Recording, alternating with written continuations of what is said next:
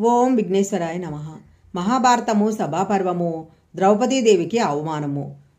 ధర్మరాజు ద్రౌపదిని పణంగా పెట్టి ఓడిపోయాడు. అప్పుడు ఆట చాలించాడు. ఇదంతా చూస్తున్న భీష్మునికి నోట మాట రాలేదు. విదురుడు దుఃఖిస్తున్నాడు. కర్ణుడు, సైంధవుడు ఆనందంతో ఒకరి ముఖాలు ఒకరు చూసుకున్నారు. అప్పుడు ధృతరాష్ట్రునికి తెలివి వచ్చింది. విదురా, ఏమైంది? ఎవరెవరు ఏ పందాలు ఒడ్డారు అని అడిగాడు. అప్పుడు దుర్యోధనుడు విదురుని చూసి, నా ఇల్లు తొడవటానికి దాసి ద్రౌపదిని పిలుచుకురా అని ఆజ్ఞాపించాడు.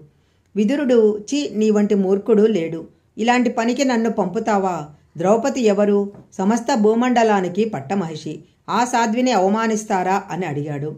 సుయోధనుడు ప్రాతిగామి అను సూతనందుని పిలిచి, నువ్వు పోయి ద్రౌపదిని సభకు తోడ్కొనిరా అన్నాడు. ప్రాతిగామి ద్రౌపది వద్దకు పోయి, అమ్మా, ధర్మరాజు జూదంలో సమస్త సామ్రాజ్యాన్ని, తమ్ములను, తనను, నిన్ను ఓడిపోయాడు. దుర్యోధనుడు నిన్ను సభకు తీసుకురమ్మని నన్ను పంపాడు. పదమ్మా, పోదాము అన్నాడు. అప్పుడు ద్రౌపది, అయ్యా, ఏ యుగంలోనైనా ఇలాంటి చెడ్డజూదగాడు ఉంటాడా? ధర్మరాజు ఇలా చేశాడా?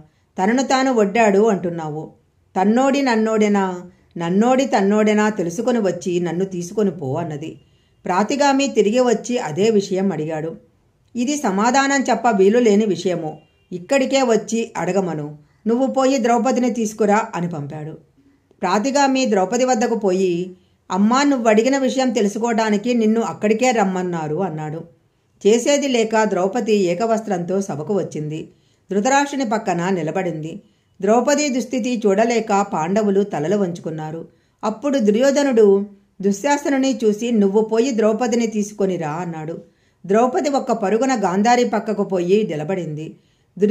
దుశ్శాసనుడు ద్రౌపదితో, ఎక్కడికి పోతావు? నిన్ను శకుని జూదంలో గెలిచాడు. నువ్వు దుర్యోధనుని సొత్తు అయినావు అంటూ దగ్గరికొచ్చాడు. అయ్యా, నేను రజస్వలను, ఏకవస్త్రను. నన్ను ముట్టవద్దు, సభకు రాలేను అన్నది. దుశ్శాసనుడు నవ్వి, ఏకవస్త్రవైనా విగతవస్త్రవైనా రాక తప్పదు.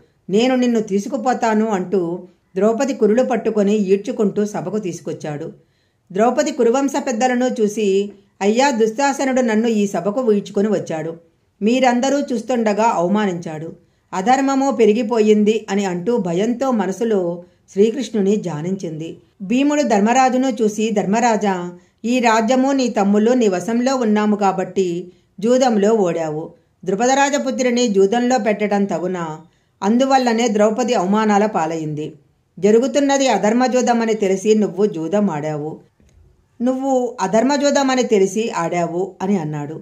అప్పుడు అర్జునుడు, అన్నయ్య, స్నేహంగా ఆడుకునే జూదానికి ధర్మయుద్ధానికి పిలిస్తే పోవటం రాజధర్మము. అందుకే ధర్మరాజు ధర్మం పాటించి ఆడాడు. కానీ విధి వైపరీత్యము. మనమేం చేస్తాము అన్నాడు.